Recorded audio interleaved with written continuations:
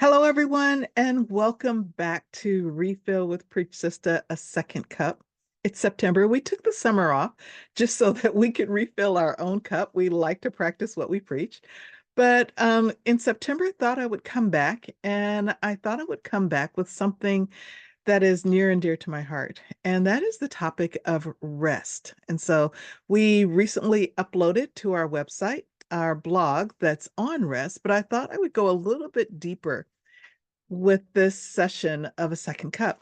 Did you know that there are actually seven types of rest?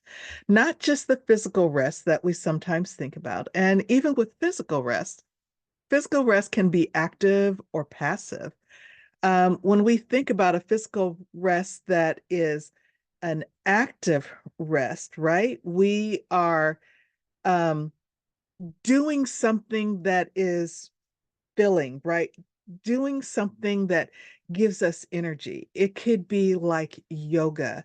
It could be like taking a walk. It could be listening to some music, right? It could be doing something, but not something that's exerting a lot of energy. It's something that when we do it, we actually feel refreshed after that. We feel a little bit energized, or our mind feels a little bit clear, right? That's like an active rest. For me, dancing is an act of rest.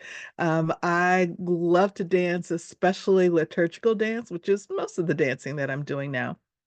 That is something that is so freeing for me, so liberating for me.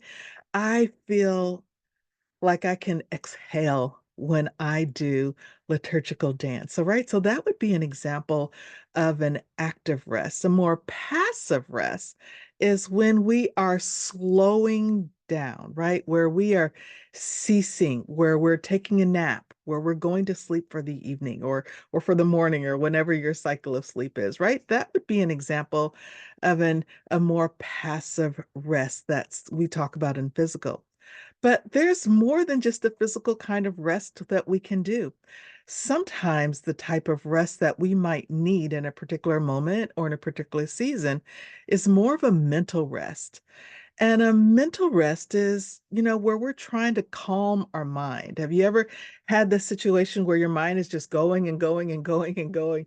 You're dwelling and dwelling on something, and your mind just says, hold up, hold up. We just need to slow down and take a mental break.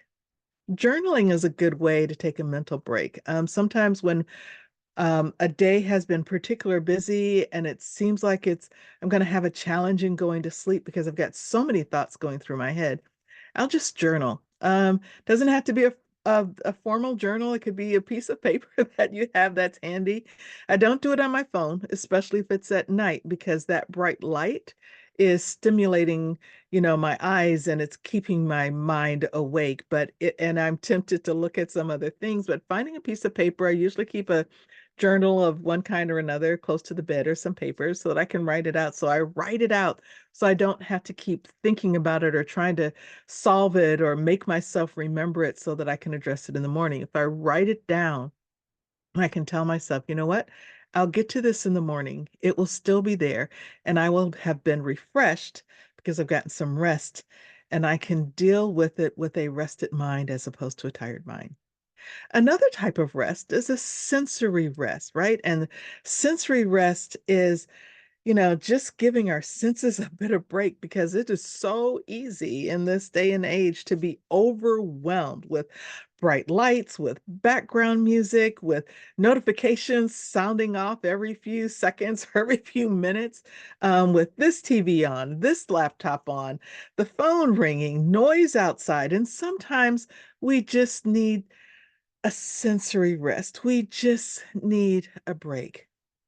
We can get a sensory break by simply powering off our telephone, not just stopping notifications, but that's good. Since retiring, I've stopped a lot of my notifications. So that means I'm not as quick to get to some emails, but that's okay. I set the times that I'm going to respond to email as opposed to just having the constant flow of rings and dings and say, hey, there's something you need to pay attention to because maybe I don't need to pay attention to it right then, right?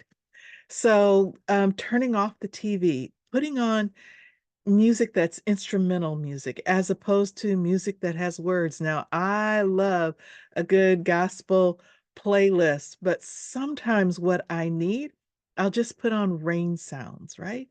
Just something to stop all the flood of information that's coming into my mind. I'll lower the lights. Maybe I'll light a candle. Maybe I will just have some spray that smells nice, especially lavender is one of my favorite scents when I'm trying to calm my senses. But sometimes the rest that we need is just a sensory rest. And sometimes we think, well, I'll just go to sleep, I'll just take a nap. And going to sleep and taking a nap is fine, but it might not get us to the type of rest that we really need, right?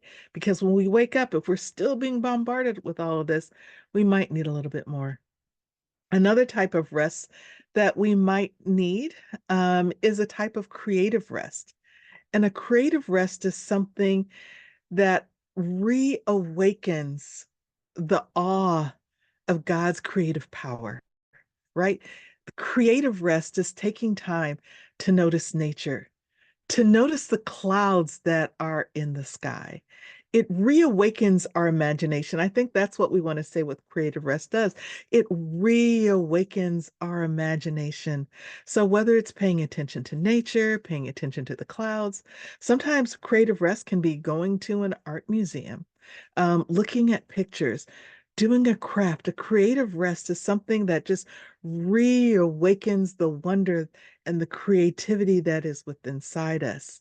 It stimulates our imagination of what is possible and what can be. Then there's another type of rest. It's called a social rest. And a social rest is when we are intentional about maintaining the boundaries that we might need in order that we have enough energy to be in a positive relationship with the people around us, right? I tend to be an introvert. You might be saying, really? Yeah, really. By nature, I'm an introvert. I can be a situational extrovert, but especially in those times when I've been a situational extrovert or when I have just been pouring into people around me, whether it's family, friends of Preach Sista, sometimes I just need a social break. By getting a social break, I get a chance to pay attention to what's going on inside of me, paying attention to the other types of rest that I might need. I refill my cup so that I can pour into other people. So a social rest for me sometimes is what having that second cup means for me is just taking a break from being with people all the time so that I can refill myself, so that I can have the energy that I need.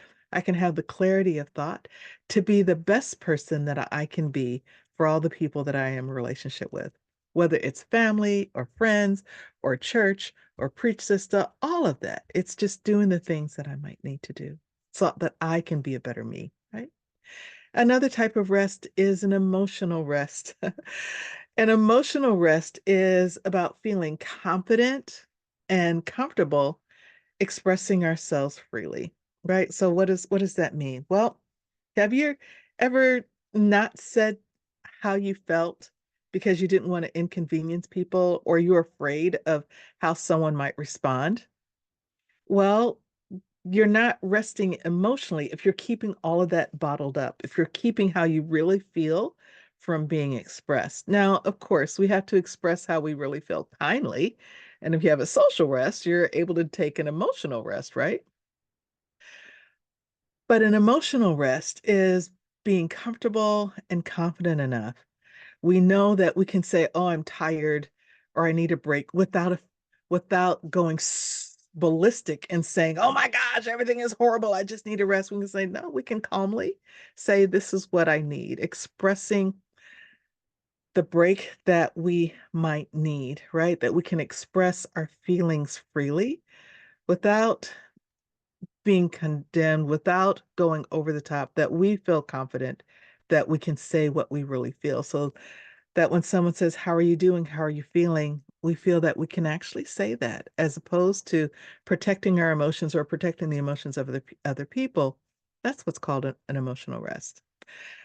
Another type of rest that we can seek and that we need is that of a spiritual rest.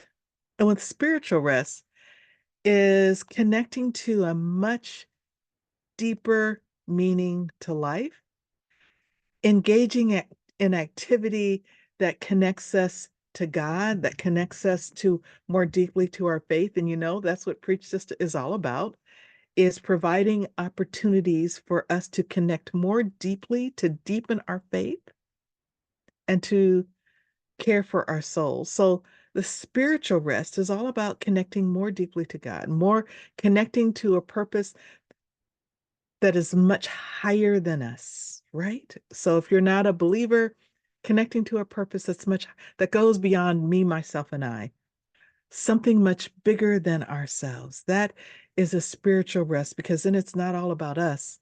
It's resting in a power that is much greater than us. And for me, as a believer, that's connecting in God. Well, these are 7 different types of rest, right? There's the physical rest, the mental rest, the sensory rest, creative rest, emotional rest, the spiritual rest, and the social rest. All of these are types of rest. So when we say our replenishing practice, that one of our 12 replenishing practices for Preach Sista is resting frequently, this is what we're talking about, not just taking a nap, although taking a nap is good and needful and helpful. But these other types of rest are also important. And this is why we say resting frequently, because all of these things, or many of these things, are things that we might need to practice in one day. So you can see it's not just napping all the time. Sometimes it's checking in with our emotion to make sure that we can freely express ourselves, and that's an emotional rest. Sometimes it's deepening our spiritual disciplines, our practices of the faith, so that we can achieve that spiritual rest that we long for. So there's many things that we can do. Well, I hope you've enjoyed this refill with Preach Sista, a second cup. You can check out the blog. We'll have a link to the blog, I believe, in the show notes. But you can always go to the website. We have all 12 replenishing practices as blog posts that are now on the preachsista.org website. So you can check it out there. Also in our Refill with Preach Sista Facebook group, we will have a little practice card that we'll be posting along with this video as well. So if you are a member of the Refill with Preach Sista Facebook group, you'll have access to that card. That card is only available to people who are a member of the group. If you want to be a member, hey, just let me know. We can get you signed up. There's not doesn't cost anything. It's just that it's a private group because I want to know who is part of the group, who's looking in into our conversations. So, hey, this has been Michelle from Refill with Preach Sista. I'm so excited to start this practice of once a month coming to you with Refill with Preach Sista, a second cup.